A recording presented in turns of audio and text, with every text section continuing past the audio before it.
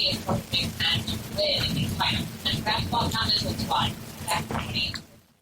It's Friday, and it couldn't get here soon enough. It's your boy, Professor G. Mark. Great. Thanks for hanging out. It's OG Sports Rap here on the network. Thanks for hanging out and being a part of what I do yesterday. I also want to thank you for being a part of my frolic and merriment at Orioles Park and Camden Yards. We're going to hit the road again next week, head to D.C., and me and my guy, Charlie Hustle, will be at opening day next week at Nationals Park in D.C., ice permitting.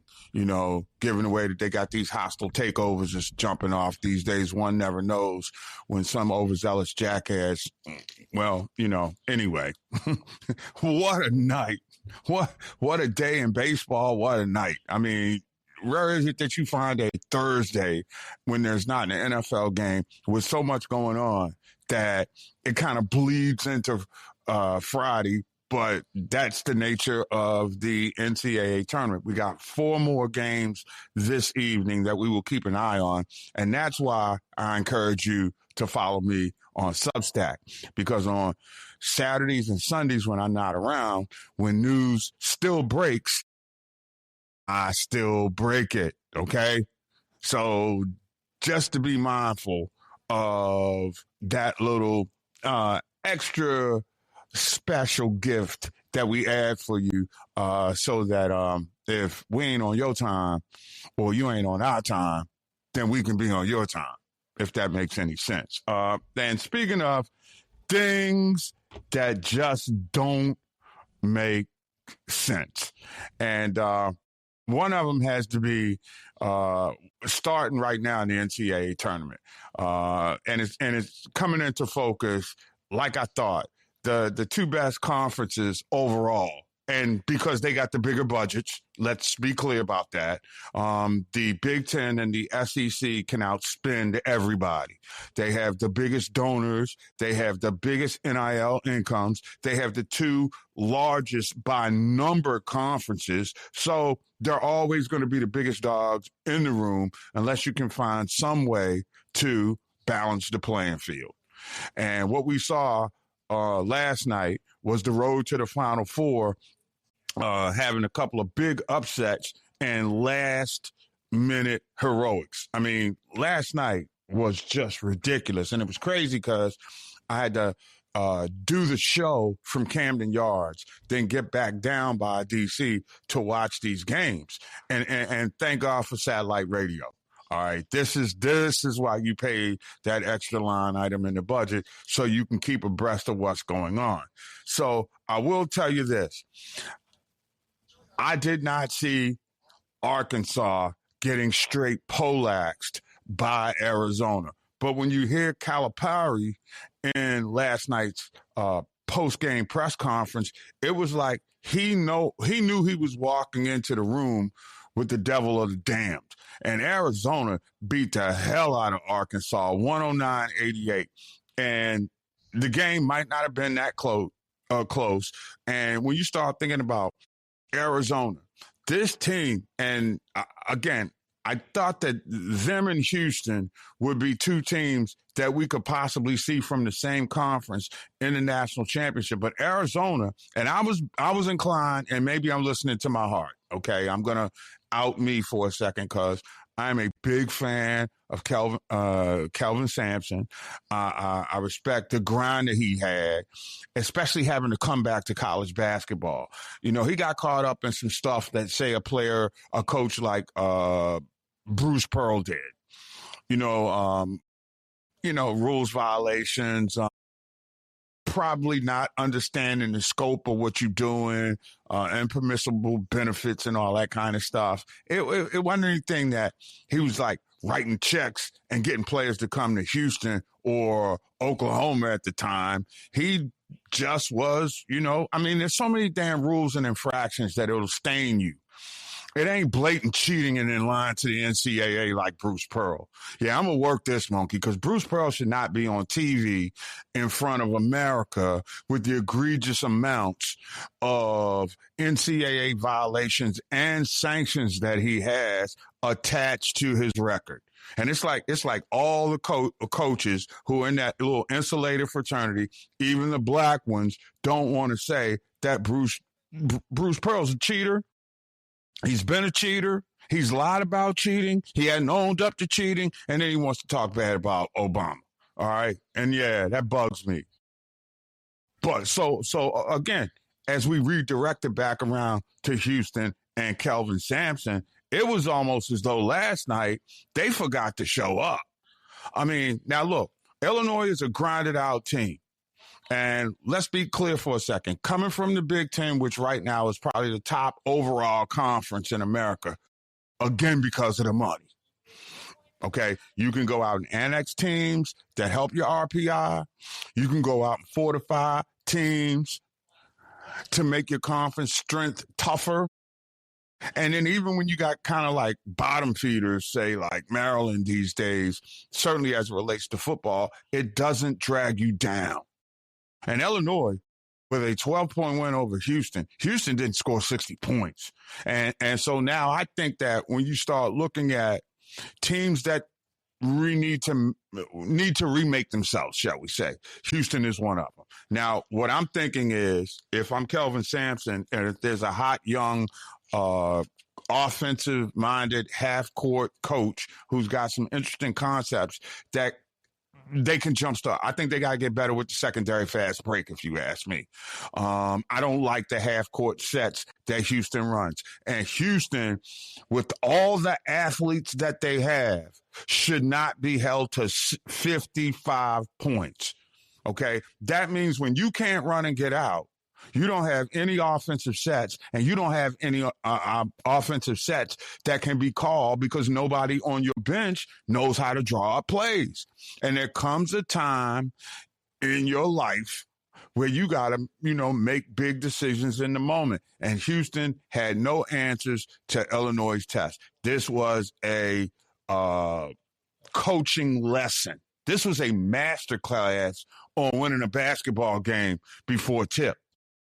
And Illinois is not a very good offensive team. They are the plodding, grinding team that has personified Big Ten basketball for years. They on to the Elite Eight, though. Houston's going home. And remember, Houston had one possession last year, the last possession of the game against Florida, and they couldn't get a shot off. Now, again, Houston known as Space City. So I'm getting ready to offer up the proverbial red alert. No DJ in this case. All right. And here's the red alert. Houston needs to find themselves a offensive coordinator to be on the bench next to Kelvin Sampson.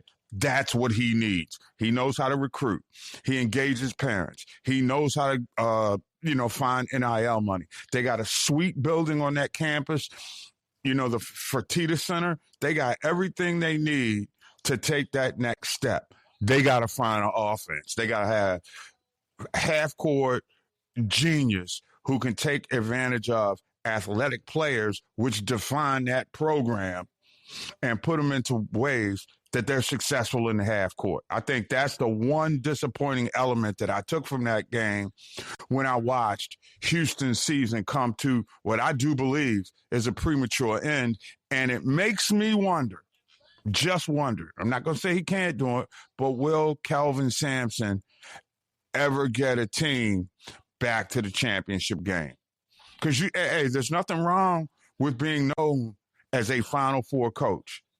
You're defined by your legacy if you win it all. And that's the only thing that's off Kelvin Sampson's resume, a national championship. And I just think that he got to look inside and say, this is not working.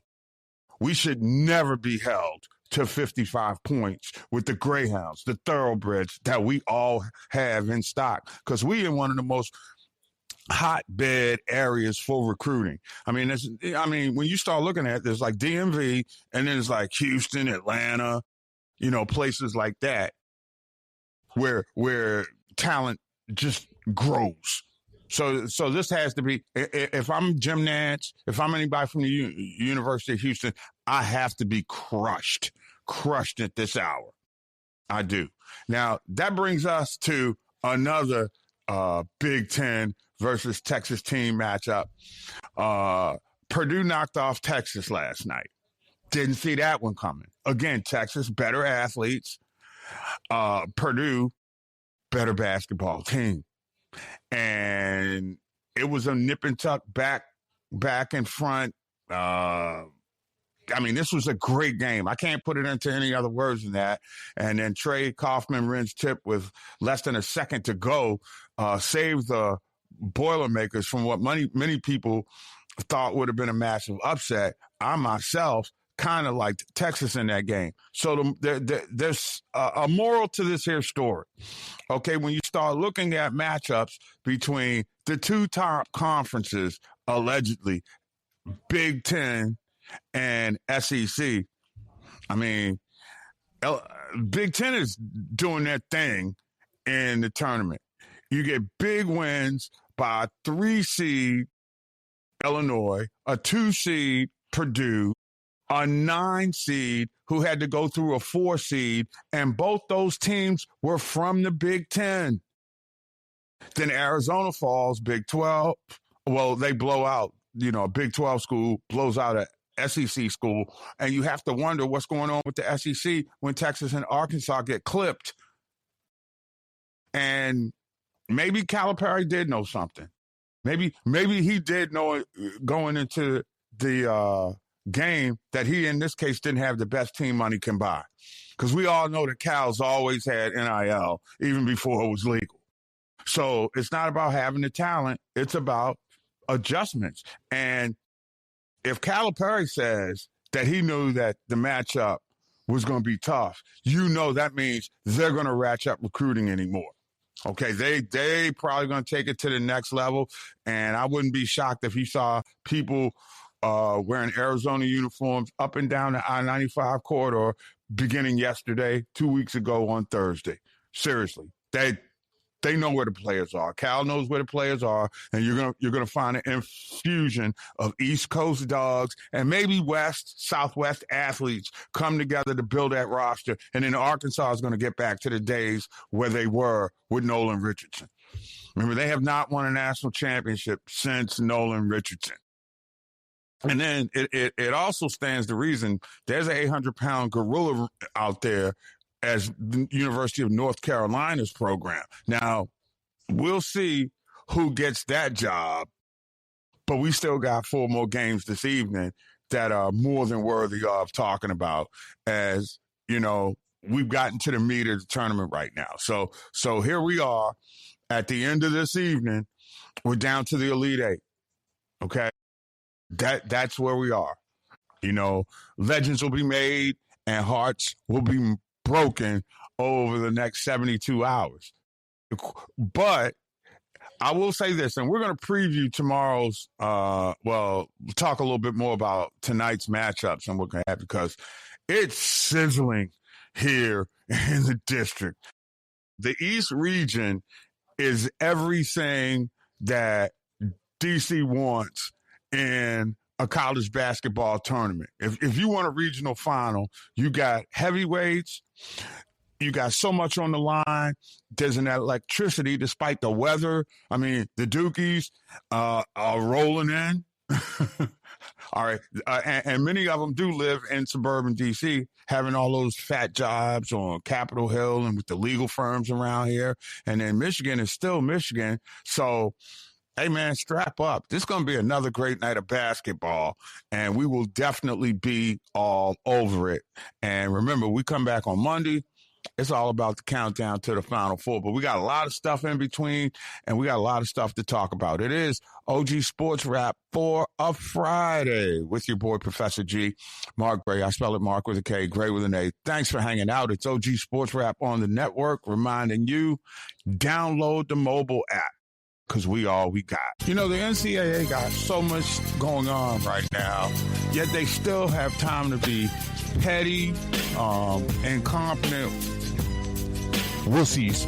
And I had to change. I know this is a family program, and I want to be mindful of what I say, but the fact that the NCAA, with all the things that they have to deal with right now, from conference realignments to NIL to player movement and what have you, they have chosen to go to court. And when you're an entity that size and you choose to go to court, you better have a sound-ass reason for making yourself look like a fool when you get played on taxpayer dimes.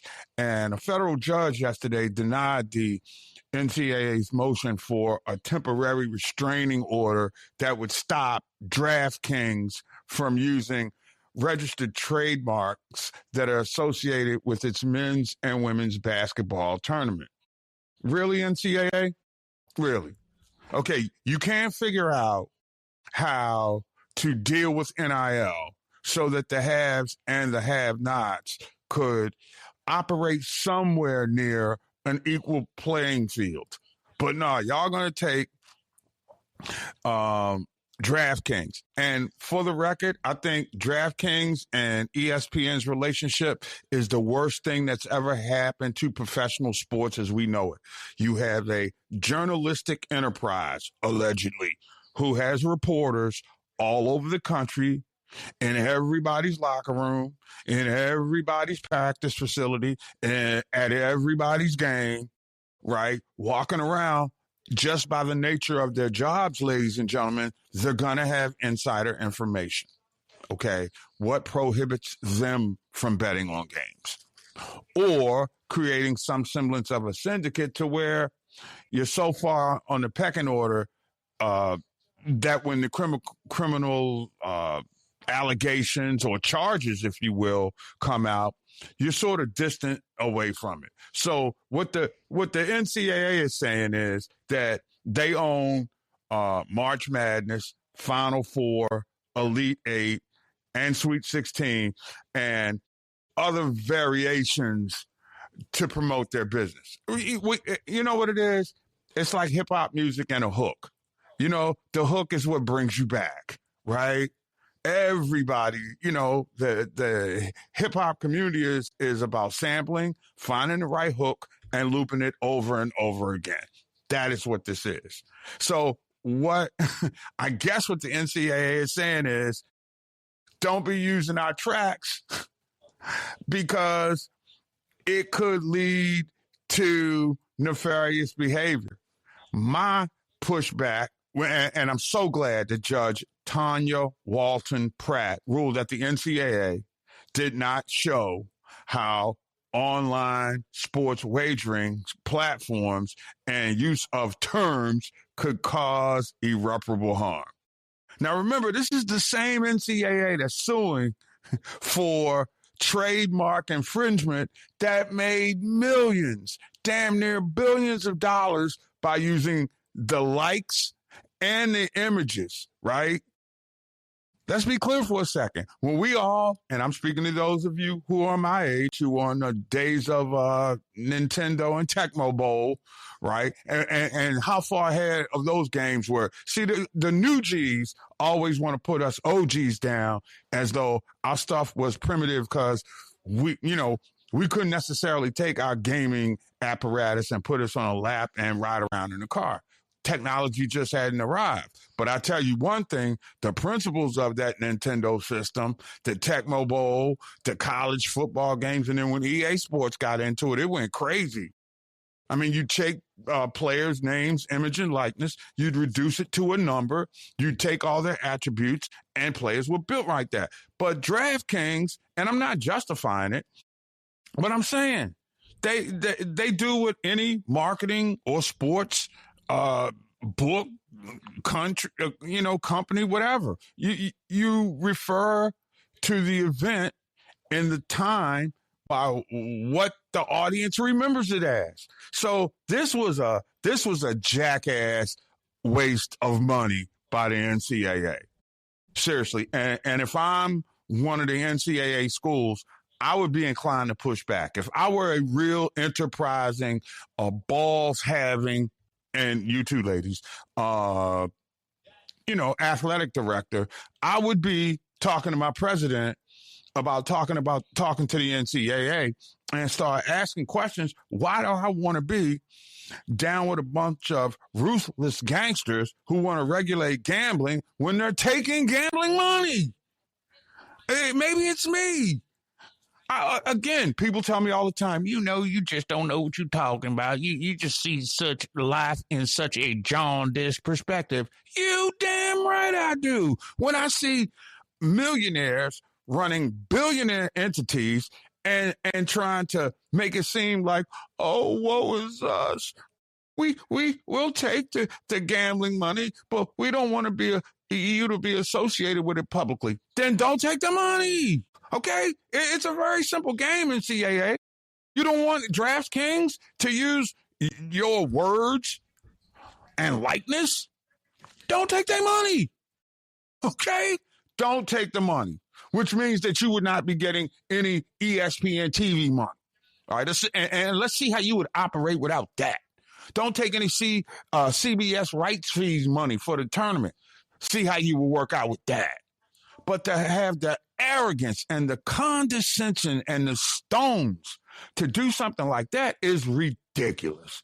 Absolutely ridiculous. Charlie Baker and that crew ought to be ashamed of themselves. I mean, really.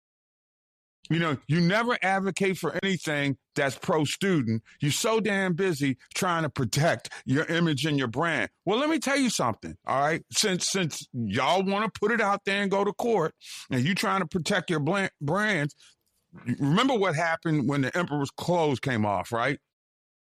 And you found out that, dude has small package. NCAA, big money, small package. They ought to cut that out. I mean, really. Now, again, the case was not dropped. The Judge Pratt said, and I quote, with further discovery, the NCAA may be able to show that they are entitled to a preliminary or permanent injunction, and those claims remain pending. Wow. So the judge said, something, right now, you got to show me how it's hurting you. And that's where I am with it, too. They took the moniker from the NCAA. And see, that's where I think that I would have to say that, in my opinion, right, the NCAA dropped the ball taking this to court because it's still going to take DraftKings money. And I mean, it's like, you can't be like taking the money and then say, I'm going to pick up my ball and I'm going to go home. You ain't supposed to be able to do that. And I'm tired of those fat dudes whose belly buttons hang over their belt buckles, sitting around drinking mint juleps, looking to hold everybody down. It's like everybody in sports, right? Everybody wants to be like the monopoly. They want to have all of the best players, all of the best facilities, all of the best resources. Then what do we need an NCAA for? It is so freaking ridiculous. And here we are in the middle of the tournament, right? Great games, tremendous stories. I mean, and the opening day of the NCAA tournament actually outdrew the Super Bowl this year. So the game is in a wonderful place. The NCAA is making ridiculous sums of money, yet they continue to want to try and derail anybody else who's benefiting from this big cash cow. And if there were not FCC violations to be worried about here, so I'll just leave it as that's BS. I'm anxious to hear your thoughts. Remember, hit me up at The Sports Groove 24/7, 365 on a computer, a smartphone, a tablet. I mean, however you get your social media groove on, I am there. Because from now on, henceforth and moving forward, I mean, somebody has to protect the kiddies, right? Somebody has to be able to allow the schools some freedom. And this notion that the DraftKings people are coming up is nothing short of bull fertilizer. That's just what it is. Count me as one who is sick and tired of the NCAA and all its problems. I mean, just this is one right here that we really shouldn't even be conversing with.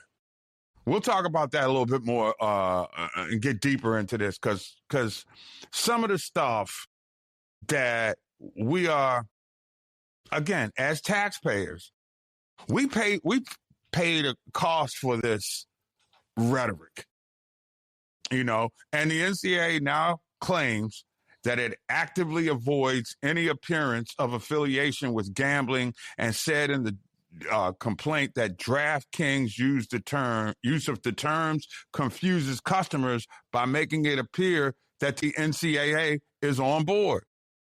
You are on board. Have you taken your lines down? Have you told DraftKings to stop, putting your lines out there? I just don't, the hypocrisy.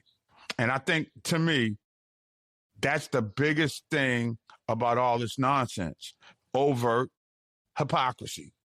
And I think that that's what defines the NCAA these days, and there's nobody else. And that's why I'm so glad right now that I'm not a part of a company that's in bed with DraftKings and the like.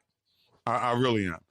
And I'm glad I'm not with ESPN or a major network, because none of the people or none of the companies that are getting these big checks in terms of advertising placements are going to ever step off and say, nah, well, we got to do what's in the right interest of the pure and wonderful nature of sports. And anybody knows a damn thing about college sports these days, there is no something pure, okay? And where's the same aggressiveness by the NCAA, right, towards the flesh peddlers and NIL agents who are profiting over promises that they've been making to families that they could get their money for their kids going into school? You don't want to regulate that. Or you look the other way as far as that's concerned. Or, we didn't know that was going on. Yeah, sure you know. Stop it. Just stop. Hey, look, don't talk to me like I'm stupid until you figure out that I am stupid.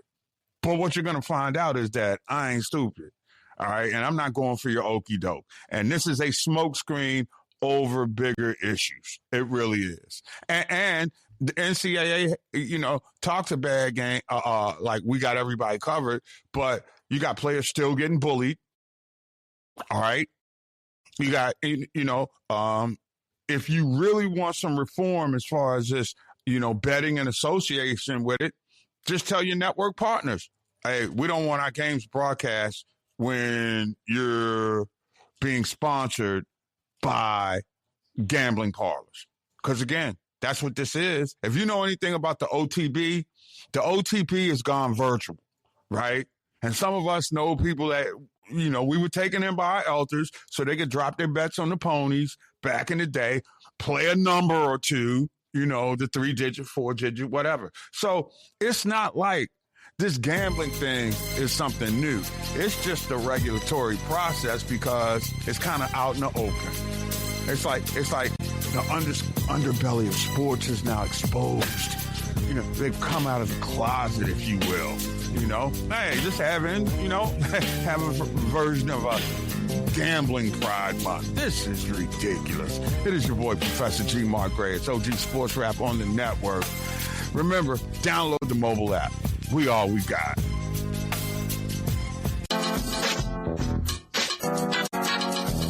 It's your boy, Professor G. Mark Gray, back at it. It is OG Sports Rap on the network and Substack. Don't forget, if you miss any of the quality radio products on Sports Rap Network, and I don't know why you would, because by now you should have downloaded the mobile app, because we all we got. Nonetheless, you can come back over here to Substack and check out at least the snippets of stuff that you made, which you may want to find or check out a little bit later. Now, I got to be honest with you folks. Everybody knows the passion I have for the NCAA tournament, men and women's side. It's absolutely unbelievable. And the moments that you want to remember are moments that, stand out and will stick for an entire lifetime. And I bring that up because I do have a passion, having spent 5 years of my formative time in the great state of Louisiana, despite Mike Johnson. And it's just been embarrassing the way that the LSU athletic administration has governed itself in a time where they've had certainly not as much success as they should, but they've had enough success to where they're one of the elite athletic programs in the United States. I mean, they contend in everything from football to gymnastics for national championships. LSU has no reason not to be thought of as a blue blood school, other than the fact that, quite frankly, they haven't won enough championships, enough of the big ones. And when you're dealing with Alabama in your conference and you're dealing with a Texas in your conference, I mean, you kind of sandwich. Oklahoma came into the conference. It's a challenge. But what is your program built on? What kind of character do you have? Is this a college sports program with character? Do you stand for something? Or is it all about the wins and losses and the Benjamins, baby? And look, if you in it just to turn a profit, admit that. But it was your governor who lost his mind earlier this year. Well, it wasn't even this year. It was at the end of last year, at the end of college football season, when the state wanted to renege on a poorly negotiated contract with their previous coach, Brian Kelly, who should have never been hired by LSU in the first place. It was just something that did not fit. Why do I bring that up? Because it has come out that the basketball coach, Will Wade, who was coaching, I might add, at NC State, has just decided to say, something, I'm going to go back to LSU. Yeah. So he's going to make about $4 million annually. Great salary. It's a base of $400,000 plus an additional what they call supplemental compensation starting at $3.6 million for the next season. Now, here's the problem I have with this, okay? And it seems to be symptomatic of what goes on in the SEC. I mean, you can just be recycled and after doing nefarious things that are blasphemous by the Bible of the sports world. And let's be clear about something. Will Wade can coach. He had a record of 105 and 51 in his first tenure at LSU. Incidentally, he led the Tigers to the 2019 SEC regular season championship and 3 NCAA tournament appearances. But in 2022, this dude got fired after receiving notice of allegations detailing what they would call multiple level 1 violations. Why do I bring that up? Those are the same things that Bruce Pearl was doing, and he got clipped on a couple times, right? Both at Tennessee, where he lied, okay? And this is documented. He lied. And again, I've been trying to troll him to see if he would come on the program because he lost me when he was on Dan Jokic's radio show. And they were, it's funny how anti-DEI white dudes who break rules always want to disrespect former President Obama. Isn't that kind of crazy? These dudes, and he don't have really any blushes on his record, but they come out their faces with that. But that has nothing to do with Will Wade at this time. So Wade gets fired like 4 years ago in March after receiving his NCAA notice of allegations. So this scandal basically evolved around an FBI wiretap where Wade was recorded discussing a, quote, strong-ass offer to a recruit. So He got run. Then after a year from coaching, he comes back and gets a job at McNeese.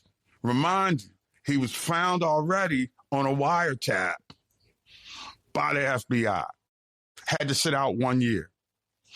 There are coaches that have given black coaches that I know, and I am going to make it a race thing because it is a double standard, okay?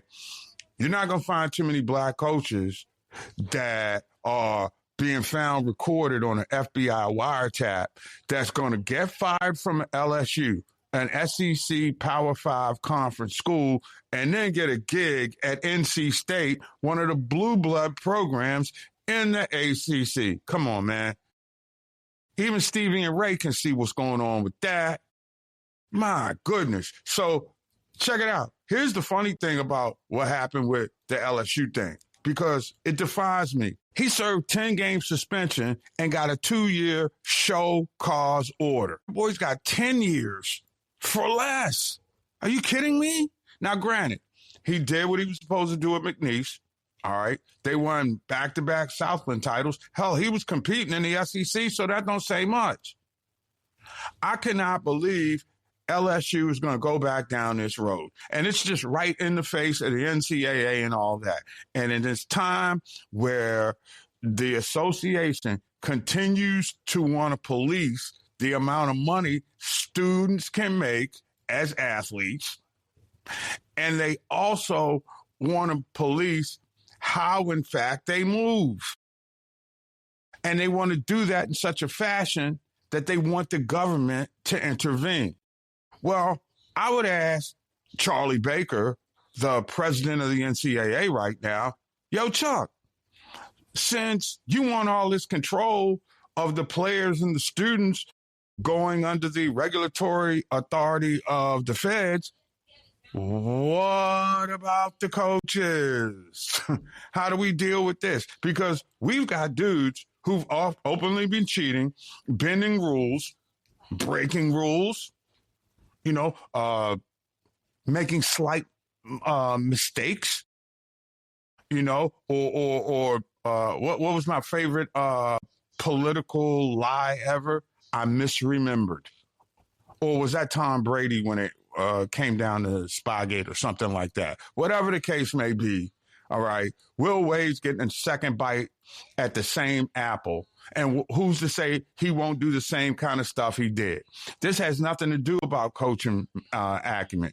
As a matter of fact, LSU probably could have looked a lot worse had they not been able to get Wade back. But again, to me, this is like, you remember, there used to be the show back in the day for the OGs who are old enough to remember this. Desperate Housewives. Well, this is a desperate AD, a desperate athletic director, because you've already lied in the bed with a dude who, let's just say at the very least, has a different side. Okay, when it comes to recruiting, when it comes to getting in talent, he's going to do what he's got to do to get the job done by any means necessary. Sorry, Malcolm. It just kind of played in right now.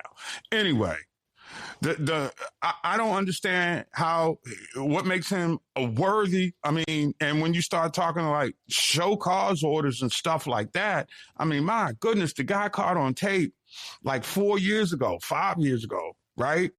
You caught him, FBI caught him on tape, basically, talking about a quote strong ass order. I don't know. I can solve that up in one word. Bribery.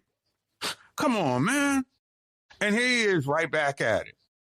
And in this time where we always talking about DEI hires and people being unqualified and only getting professional opportunities based because of their race, what is this saying then? How do you justify that? In Mike Johnson's state, of course, just want to put that out there. This is going on in the Speaker of the House's home state, allegedly. Just saying. So to me, LSU now looks like a rogue dung sanctuary and a barren wasteland for the dudes who must be of privilege. I mean, first you got, privileged Lane Kiffin. Yeah, I want to take your job in the big money and the best market where I can go out and recruit the most players, but after my season ends. No. Then you fire you fire Brian Kelly, but you don't want to pay him the buyout for $90 million. So you have to turn it over to your governor. And by the way, where is the Louisiana governor right now? I'm just wondering. He had his big ass mouth open all over the Brian Kelly thing, talking about how from now on he was going to negotiate the contracts with the state coaches. Oh, it's on tape. Don't put yourself out there. If you come back out and welcome Will Wade with open arms, which apparently you already have, I mean, $4 million a year for a dude that caught a show cause order under your watch. Boy, if you ain't laying with the dogs, don't be shocked. Or in this case, laying with the cats. Don't be shocked if there's some ticks. I'm just saying, man. You gonna go right back down there? You didn't even offer up for a national search? Is that how we getting down now? We don't have to have any open interviews for jobs. Because I'm just wondering. And again, that whole corridor of Texas, Louisiana, Mississippi, and Georgia, they and Florida, they operate under a whole different standard. And clearly LSU has no shame. No shame. It's like, no, we don't have no shame. We just want to win games. I guess they feel like we win a natty. But I'll tell you this, though. You say what you want about him. He was quirky. He was Shaq's college coach. He didn't have to break any rules, per se, to even get Shaq to come to LSU. Let's be clear about that. He met him in Germany on a base. This LSU, you don't have to cheat at LSU. I mean, and then you talk about, young brothers going down there to play basketball, the Creole woman. Oh, my God. Are you kidding me? And then, so to me, I mean, I guess everybody deserves a second chance. But what happens to me is if Will Wade were black, where he'd be getting that second chance. And you and I both know that the answers rhymes with go. It ain't happening. So here it is. To me, if Will Wade ain't in an Elite Eight next year, playing for the right to go to the Final Four, this is, I keep saying you sell your soul to the devil. But then again, this is basketball's answer to Angel Heart. The Mickey Rourke film that probably ruined Lisa Bonet's career. It's a great movie if you're into stuff like that. But this dude somehow got drunk one night, sold his soul to the devil, came back in another body, and started whacking folks. And then he had to come to the realization of who had done it to him. It's just a mess. And to me, Angel Heart has come to the SEC. I said it. And it's not by the name of Louis Cypher, played by Robert De Niro. It is by Will Wade, masking himself as the LSU basketball coach. In the name of the Father, the Son, and the Holy Spirit, pray for them. It is your boy, Professor G. Mark Gray. Thanks for hanging out. It's OG Sports Rap on Sports Rap Network. Remember, download that mobile app for all we got. And check me out on Substack at Sports Rap OG. Back at it. We rolling into another hour. It is OG Sports Rap on the network. And Professor G. Mark Gray. Thanks for hanging out with us here and on Substack. Wow. There's a story out of Philadelphia right now that has to prove that money can't buy you love, but it can be stolen from you. You know what I'm saying? It's amazing what happened to Phillies player, third baseman Alex Boehm, has had to sue his parents. That's right, sue his parents.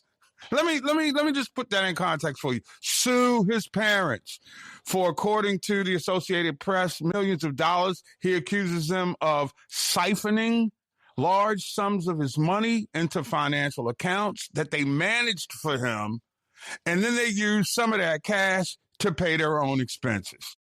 Now, there are two ways you can look at this, okay? And I'm going to try to be boldly objective here because I have a little familiarity with shenanigans going on and elders, okay? Let's, seen it, been there, done that, knows how it gets down. All right. But one could make a compelling argument that, objectively speaking, that were it not for Alex Boehm's parents, he doesn't make it to the major leagues. Now, again, I don't know how they grew up. He might have been some gifted prospect. Some dude ran up on when he was scouting, and the next thing you know, it was history. I don't know that. But what I do know is that he filed a lawsuit in Philadelphia after he began to review his personal finances in a few months. Here comes season, get ready to start. Let me get my stuff in order, right? Let me check my books. Heck, we could be locked out next year, and that's a real thing. I don't have my Players Association president any longer to fight for me. Let me check my paper to make sure it's right. Have no problem with that whatsoever. Now, it's interesting that there's this convoluted way that you could look at it, and it does appear to be something that was not communicated to the ball player. And see, this is where parents got to get off. Just because you brought me into this world, at some point I grow up. I can exceed the money that you were making. You don't get to run my money. Okay? So when I hear this convoluted rhetoric, shall we call it, and I must parse my words carefully here because, again, we do have FCC rules. Oh, buddy. But if we was on satellite right now, I'd be dropping a few bombs because Daniel and Lisa Boehm claim that they did nothing wrong. But, of course, they didn't say this out publicly. And to Boehm's credit, he started well for the Phillies yesterday and then left with all the reporters not wanting to talk to baseball or talk about baseball with him. They wanted to talk about his personal business because his family, parents can be jackasses too. Elders, you don't know everything. That's why as I approach elderhood, I'm smart enough to ask kids what they want. This is the arrogance of the baby boomer generation that has this country screwed up right now. Y'all want to talk race and DEI? This a white thing. You got parents embezzling from their kids. All right, and that's what it is. And you can't tell me that these aren't middle to upper middle class Americans who probably put Boehm on a platform to make it easier for him to get to the majors, and they felt they weren't being compensated well enough for it. All right. That's the way it looks to me. I've seen it play out too often. Too many celebrities have been supposedly rich kids and end up broke. Okay? Sort of like a Macaulay Culkin type thing. You remember, Home Alone, now broke alone. Why? Folks ripped him off. So, again, I would think, and I'm just offering this up as a yak who gets to report off the wire service, okay? I think that question is totally off limits for anybody in the media to question that man about. All right? Let's be clear about that. If he's balling, he's balling. This is not embezzling. This is not drug trafficking. This is not gambling related. This has not a damn thing to do with baseball unless he starts slumping. And even with that, a classy reporter, journalist he may or she may be, needs to stay away from that. Let the legal process play out. And instead of violating or trying to get into his personal life, because that's what it is right now. This is not steroids, okay? Again, we talk about the Holy Grail and stuff that you need to answer questions about. If there are questions like, even when Otani's interpreter, the first one, was caught out there on gambling, right? He at least, had to answer questions about it relating to baseball. This has absolutely nothing to do with baseball, okay? And Philly has a very aggressive and sometimes overzealous media And while you do get results, this is one of those places you don't need to be on unless there's criminal behavior. And even with the criminal behavior, if it's proven, the guy obviously had no idea of knowing that his parents were putting together an LLC. All right. Now, here's why this is where the okie doke comes in for me. They're your parents. They set you up with an LLC. That's what responsible parents do. So that your kid can have generational wealth off of the money that they make for the rest of their life, right? It's a noble gesture. But why can't you tell your kid up front, here's what we're going to do. Here's how it rolls. So it's crazy. Now, they do agree as far as legal is concerned. Boehm's parents told him that they assigned themselves a 10% stake and listed him as the true owners of the LLC that they started. For those of you who don't know what an LLC is, that's a limited liability company. And basically, that's it. Now, of course, all the harps and violins coming out from their attorney, quoting here, Mr. and Mrs. Boehm love their son very much and have always acted in his best interests, both personally and professionally, and still do to this day. All right, mom and dad, time to let go. All right, if that's the best you got through your attorney, it is time to let go. He a grown-ass man playing a Major League Baseball games, going to 32 different cities all season long, or 31, not counting Philly. All right? So let's put a sock in that. You know, your lack of transparency when everything was going down really raises some eyebrows. Now, I will say this. According to the Associated Press, the accounts they had were various. I mean, I don't see anything wrong with investing in securities or buying real estate. Now, here's the kicker, though. Boehm's lawsuit said that they used money from his foundation to pay their expenses. That's where I get off the boat. You don't go into the foundation. The foundation, easy for me to say, the foundation is your tax write-off. So you going into the foundation where you're getting funds out of to pay bills where you overspent, which could put him in a position for misappropriating funds that are, for his public service foundation or what purports to be that. So, and I want to know, did he set up the foundation or did they set up the foundation? See, there's a lot of layers to this question, but there's so much seediness. Let's be clear for a second. He's asking his parents to pay at least $3 million in damages and hand over control of the accounts and let an accountant track every dollar they transferred from his accounts, the personal ones, to the accounts they control. I'm thinking that at this stage of his life, the way he controls the financial purse strings, it's probably going to be something that tears the family up. But if there are discrepancies, and there must be discrepancies here right now, there's no way you can tell me otherwise, or we're not talking about this story. All right, I want to know what the breaking point was at this point.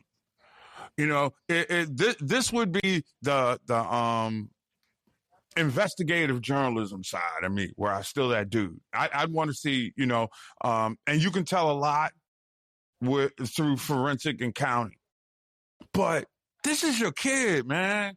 And I don't want to believe a parent would do that, especially when the kid is already making $10.6 million a year. I mean, why? What were you doing? Were you trying to get yours back? Really?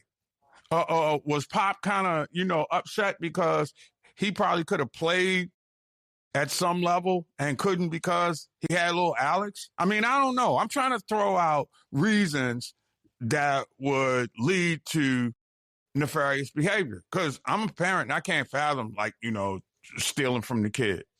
Now, here's what parents got to understand in this new world order. Things have changed. All right. Sometimes, folk want to handle their business, and you got to respect the right for your child to be old enough to handle their business. And they're going to make adult decisions, sink or swim, ride or die, and you're going to have to let it go. Okay? And hopefully you can work through it. But money is, in fact, the root of all evil. All right, make no mistake about that. And it's not a black thing. It's not a white thing. It's a thing. Okay. And as long as you got big bucks, I guess there's always going to be some reason to try and push the envelope on satisfying all of your trivial dreams, making purchases for stuff that you don't need. Everybody's been there before. Everybody's done that. But my thing is this: you don't do it to your kids. Now it's wonderful to enjoy the dream. And if you were part of the dream, the old saying, teamwork makes the dream work, right? So I'm pretty sure they had a healthy hand in getting him to a point. But it is to that point. Then you got to let go. Now, again, it appears that despite the money that may or may not have been siphoned, he's still well off. He's still good enough. He should see, because at the end of your pro sports career, you should be in a position where you really don't have to work if you don't want to, and you can live off of what you got in the bank until your pension kicks in. And then who knows, there's endorsement deals and other business opportunities that you could pursue, especially if you got a brand name in a sport. Heck, there's everybody has a podcast. Alex Boehm got himself a podcast right now. I mean, think about it. Hi, I'm the Major League Baseball player that was swindled by my folks. Join me. Let's make sure your folks don't get into your pocket. I'm Alex Boehm, and I was played by my mama and daddy. I don't want you to see what happens. Hear what the signs to look for. Talk to y'all next week. He can make amends. I'm telling you, Alex, if it gets to that point, bro, let me produce you. I'll do it, basically at cost. Yeah, because this is an embarrassing situation that has escalated to the point where the guy figures that, hey, I love y'all, but y'all can't steal my money. And they're saying, we was trying to protect you. Somehow, some way, though, the kid doesn't feel protected. And when the kid don't feel protected, well, I don't care how old he is, there's something wrong with that. Anyway, it is your boy, Professor G. Mark Gray. Thanks for hanging out. OG Sports Wrap on a Final Four weekend. That's right. Monday, it's all about the national championship talk. And over the weekend, check me out on Substack. It's OG Sports Wrap. Download the mobile app. Holla back. One thing about it, the more things change, the more they stay the same, especially if you were one-time king of the world, international rock star, golfer we had never seen, now broken, can't win an indoor, fake, top golf championship, can't do any of that. But unfortunately, in case you missed it, your boy, the first Cavalier Nation known in captivity, Tiger Woods, reportedly flipped his Land Rover onto its side on South Beach Road, according to the Martin County Sheriff's Office. I guess that's in Florida. I want to assume that's in Florida. Wood showed signs of impairment at the scene, and while he passed a breathalyzer test showing 0 alcohol, he did refuse a urine test and was subsequently booked into jail. I'm like, damn, Tiger, you can't win the top golf match with your team, and suddenly you back being reckless. Wow.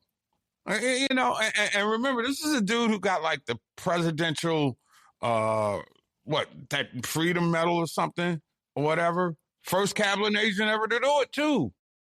So for all the Cavalier Nations out there right now, I kind of feel bad for y'all, because at this moment, don't you want to cut this dude off? All right. I mean, for real, wherever you are. And if there are any, known Cablinations that would like to speak up on his behalf, but, I know I had to let him go. I tried to be a fan the other night. I mean, I kind of like watching that Top Golf thing on ESPN. I mean, it's pro Top Golf, but still, anything that's indoor and golf, to me, is Top Golf. But I digress. So now look, it'll be interesting to see what happened with Tiger this time. I mean, he's been known to be on the sauce, but he didn't blow anything into the alcohol at this time. But, karma is really something. I mean, let's be real for a second. He bows out. He stays out of the limelight, comes back into the limelight to get his, Presidential Medal of Freedom, right?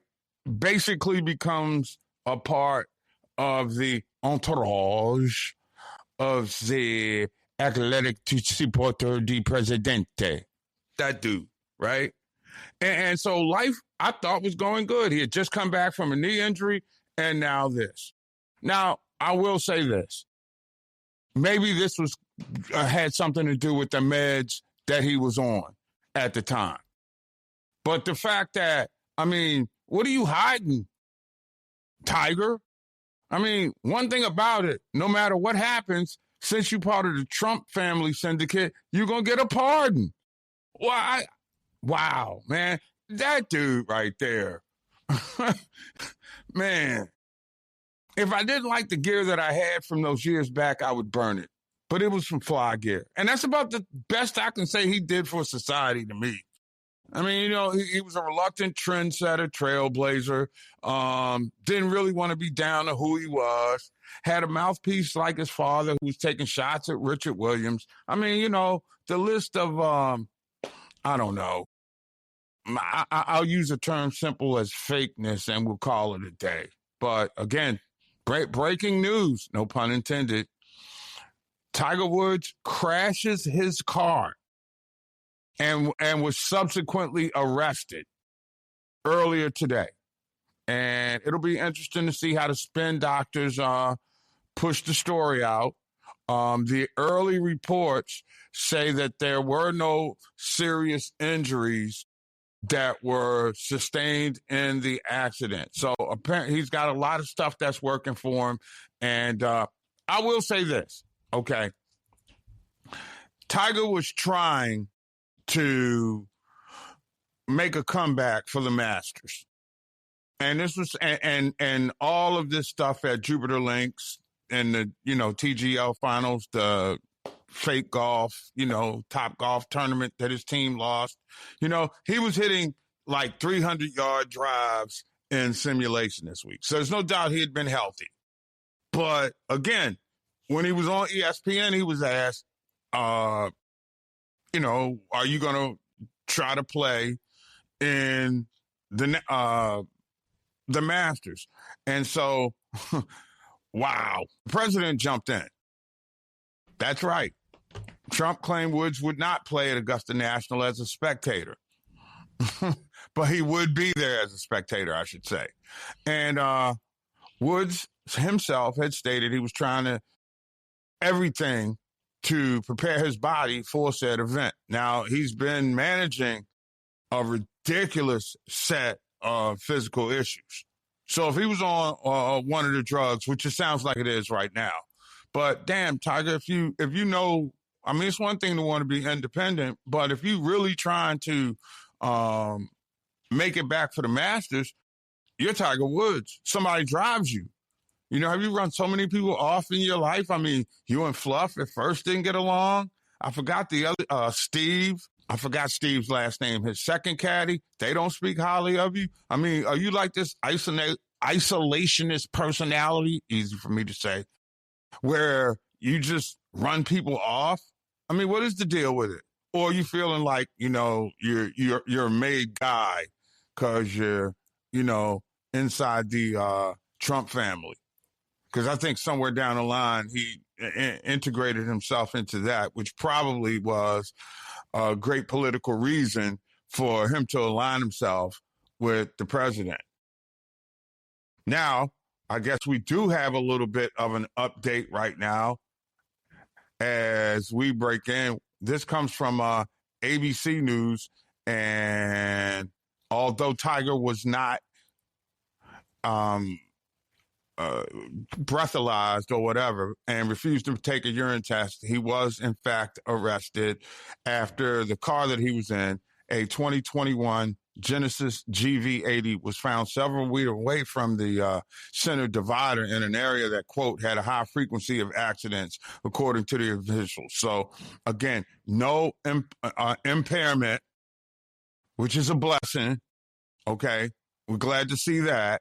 But the flip concern has to be, if he wasn't under drugs, then how did he have the accident? Now, if he wasn't under, I'm talking about like under illegal drugs that you should not be operating machinery and stuff like that with. This could be pain meds. But damn, again, you know, Tiger should at that point right now where if he really wants to play golf and he's dealing with back pain where he has to take, you know, painkillers, because I'm going to go ahead and assume the best, that this was a painkiller thing and it just got the best of him.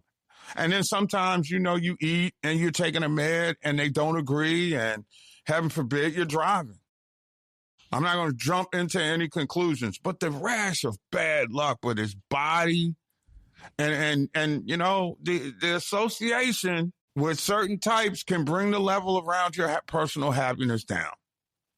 Okay, let's just be mindful of the folks that's a part of the energy that he's in, because there's bad energy around some of the people that, you know, he rolls with. And I'm not saying let's be cool, but here's the deal with the advancement of said story from earlier. All right, we're advancing it on the fly here, so bear with me. Tiger Woods has been charged with driving under the influence following the road-over crash in Jupiter Island, Florida, according to the Martin County Sheriff's. He said Woods did exhibit signs of impairment at the scene of the crash. He was then arrested. He was not injured after the crash. Woods agreed to take a breathalyzer test, which showed no alcohol in the system. Now, this is where I wonder what the okie doke is. He takes a breathalyzer test, but they want him to, you know, pee in a cup. Now, I don't know about you. If I just, like, flip my car on the side, I might be a little woozy. You know, I might not be able to, you know, shoot my shot into one of the three cups as I try hardly to make it. I mean, you know, that could be a rattling situation. Okay? And it's just, it must be a Florida thing. It has to be a Florida thing. I was going to say, because I know he has properties in both Florida and California. I'm at the point right now where I'm like, okay, this is a Florida thing. You know, big name person, get a misdemeanor, deflect attention from the real news that's going on, and you have a story. All right. So it looks as though Tiger is healthy.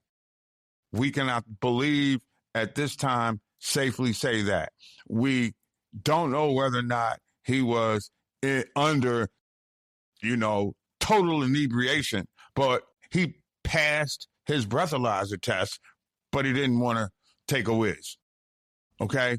So if you don't want to take a whiz in Florida, we now know you go to jail. Suppose you can't whiz. I mean, you know, how do you know that you could be dehydrated? Your whizzer couldn't be working right that time. You know, sometimes the whizzer don't work when you need to as you get a little older. And Tiger's around that 50-year-old mark. So, again, Florida is really aggressive when it comes to law enforcement. I mean, over the top on many occasions. I mean, I've seen them go out you start grabbing people off the beach. They're really aggressive in the airport and stuff. I mean, maybe this is just a blown up Florida thing, and it makes news because it's a big name person. And then Jim Bob Do-Right can go back to, you know, Opalachia County and say, I gave Tiger Woods a ticket and I had a chance to cuff him. You know, That's the world we're living in now. And I hope he don't get hosed. If the only bodily harm was to property and himself, let's not make this a long-winded foray either. Okay.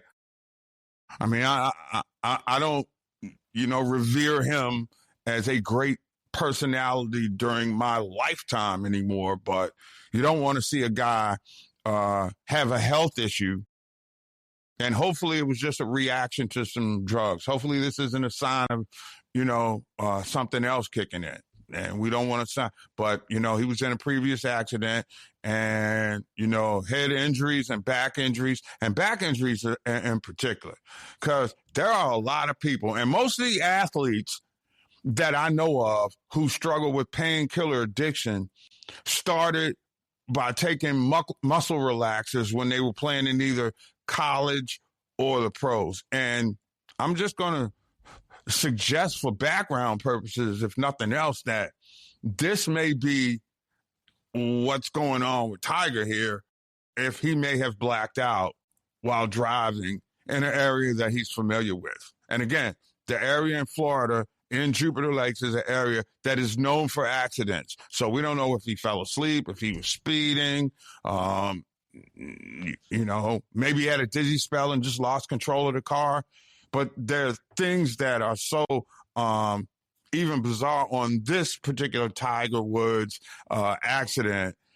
And given this time, we don't know if Tiger's not married, I don't think, anymore. I think he's like dating inside that Trump inner sanctum, but whatever. So I'm gonna take the high road this time. I'm going to believe that, anything that happens beyond the realm of maybe a fine for the damages is going to be Florida trying to gank people, and I hate being that way because we brought good friends from Florida onto the show. Jeff Fox, my guy, ride or die. Melvin Pratt, my guy, ride or die. Right? These are my boys. They know I'll be loving them through space because Florida is bad, crap, crazy. But vote for Luke, Uncle Luke. That's right. You haven't heard? We'll talk a little bit more about that on the other side. It's OG Sports Rap on the network. Don't forget, download the mobile app because we all we got. And I got post-game coverage on Substack at Sports Rap OG. All right, before we get out of here, I just wanted to give you a little quick update while, we haven't heard anything to move the Tiger Woods story along.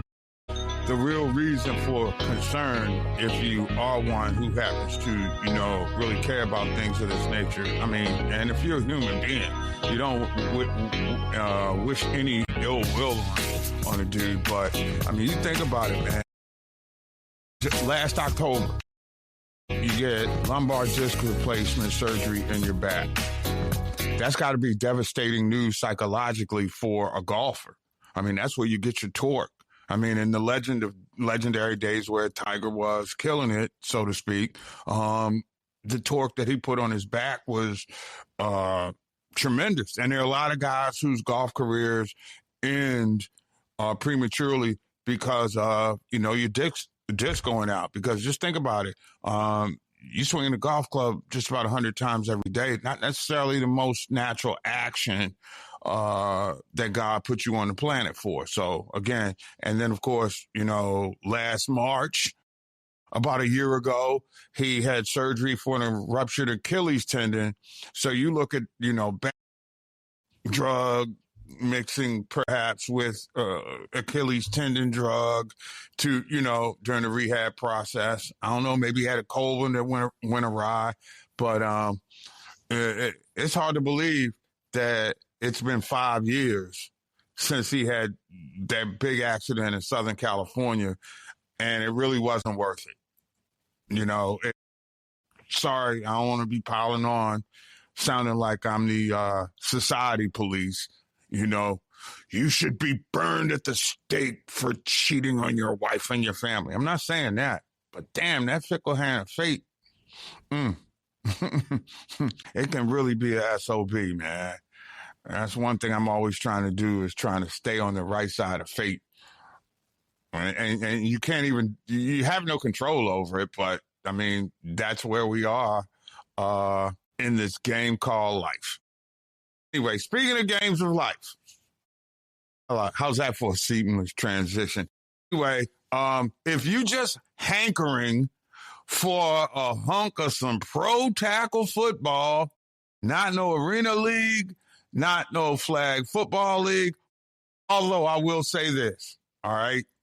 I hope Darryl Green can make Team USA if there is an Olympics and play on the Olympic team. Now, again, I don't know what grueling process you're going to put people through, but at 66, Darryl Green probably can play with anybody who's in their mid to late 30s.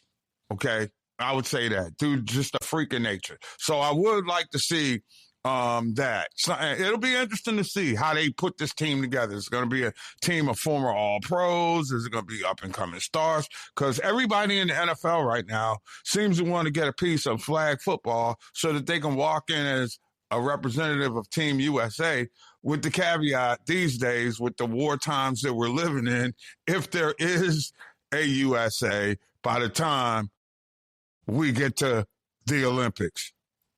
And I mean, hate to frame it in that perspective, but, that's what the Department of War has gotten us into. So it is what it is. But, if you're hankering for, amidst all the great college football, this weekend marks the start of the 2026 UFL season. Salute. And as we speak, those venerable Birmingham Stallions are taking on the Louisville Kings, and no, I will not be updating that scoreboard today. But I will say this, when things get tight and there's nothing to watch, I mean, there are times, I'm a baseball dude, but at the mundane, and besides, the best thing that happened to baseball, I'm sorry for giving a shameless plug here, is quick pitch. It is the most if you are a baseball fan, to be able to get every highlight that you want to see in an hour every morning, oh, man, it beats any stuff that's coming out of the mouth of anybody on First Take or what is it? And that Barstool stuff, what is that? Do those dudes just roll out of bed and try to look like they smell bad? I mean, you got to really go a long way to look like you got stinky butt. And them dudes, what's that, Portnoy? Wow. I certainly don't want, well, it looks like I don't want to be behind them. The downwind funk may trigger some things in my olfactory senses that I don't want to be bothered with. But after this USFL, XFL merger, right, you've got 8 teams, 3 new franchises, and you got a 10-week regular season followed by the playoffs in June. So, and there are football heads. There are junkies. Now, I will say this. If you bet in these games, you need to dial 1-800-GAMBLER. All right, sorry. I can't take it serious to the point where I would put a betting line on this. Seriously.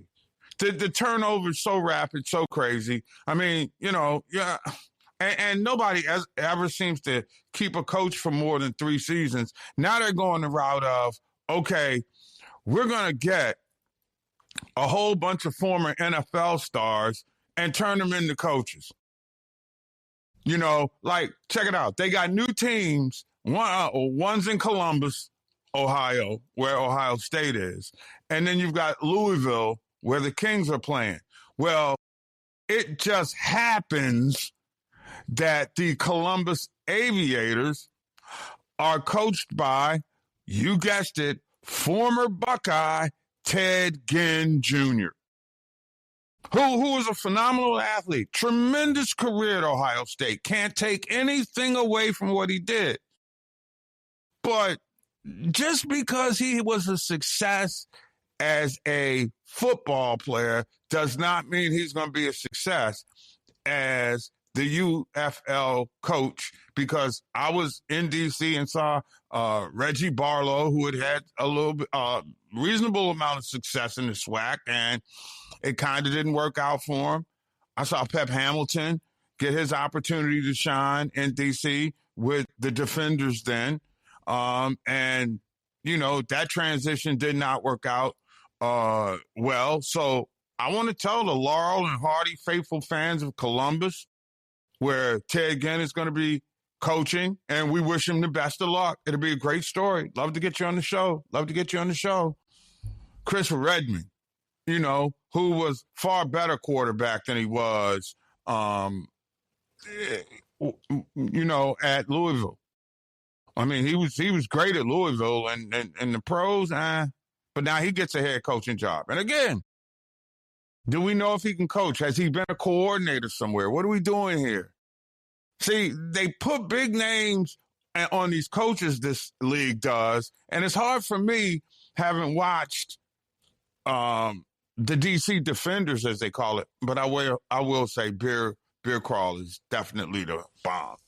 You say what you want when they, put the beer cups and send them down to the field. It is awesome. There's a great atmosphere at the Defenders games.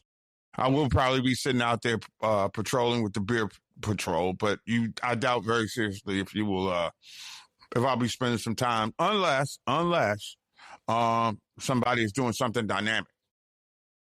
And then you've got A.J. McCarron, who's transitioned from quarterback to head coach of the Birmingham Stallions. Now, see, what do you expect? You're going to get your folks from Opelika to Tuscaloosa to come down and watch the Birmingham Stallions in rickety Legion Field. Or unless the University of Alabama at Birmingham is allowing them to play in their stadium. But that is a rickety stadium, really. I mean, come on, man. What are you going down there? Going to come together? Hey, let's watch A.J. McCarron walk up and down the sidelines with his headphones on and a clipboard. Look down there. He's upset. He's throwing down his clipboard. No. Sorry. However, I will say this. The NFL comes up with rules and gimmicks that get in the way of the game.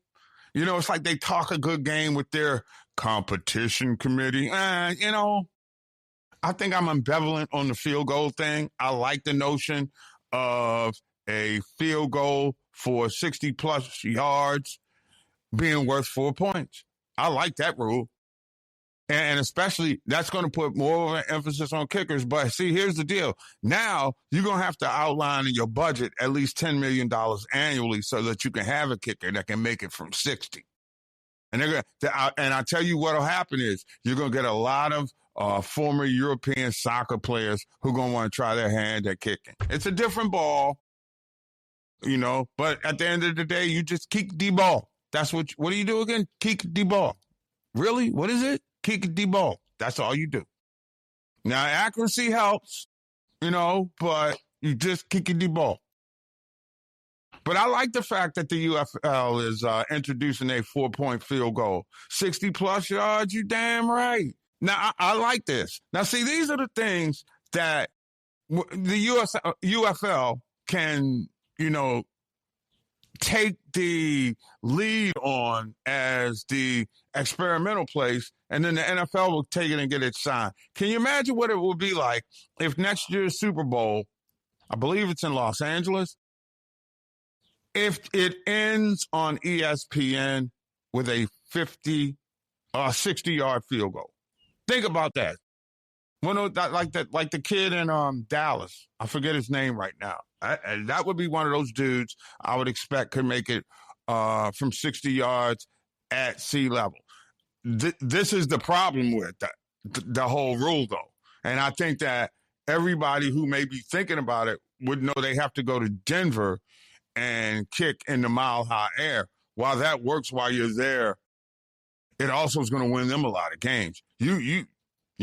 So the cool thing that I do like about the UFL, but it's just something about watching the game without a whole lot of fans in the stands that really kind of turns me off. It's like you and your close personal friends, right, are watching this game, and that's a weird look when you're sitting at the crib, right? I mean, it's almost like watching golf. And without the get in the hole, and it has nothing to do with spring. I crossed that a long time ago because you know why? College teams will bring you out. I'm supposed to go see a couple of college spring games coming up in the not too distant future. Got to check out my little godson at Morgan State. Watch out for the name Seth Parker, if you will. All right? Just saying. This is time he's next man up, so we got to go check out on him at the Orange and Blue game. And, wow. University of Maryland, I think, has theirs coming up. I know they've got Pro Day coming up this week, so we will get into that. But, come on, man. That's one of the things that would turn me off about the NFL if I'd ever had that beat to itself. All this combine and analyzing and self-analytics and that yada. You still, when you're picking somebody in the draft, right, it's still a 50-50 proposition. Ain't no guarantee with the best of interviews, the best of workouts. They had a pro day. This dude, Ty Simpson, had a workout for the Jets and then a pro day at Tuscaloosa this week. Really? I mean, damn, this is after the combine. So if you're going to do all this stuff post-combine, why are we still having the underwear Olympics? So you can put a guy out and say, wow, his arms are 2 inches shorter than we thought they were. Really? And ain't nobody got him past to get to his quarterback since when? I don't know. October? Come on, y'all. It's an inexact science. Really? So is that why you treat all the players like cattle? Damn them, strip them to the bare bone? Force them to exercise and do obstacle course stuff? Anyway, I think I'll leave it there for the weekend. You know, thanks a lot for hanging out with me. It's OG Sports Wrap on the network. Glad that you could join us. Don't forget over the weekend, download the mobile app. If something breaks, find me at Sports Wrap OG on Substack. Till it becomes a Final Four, I'm Professor G. I'm out.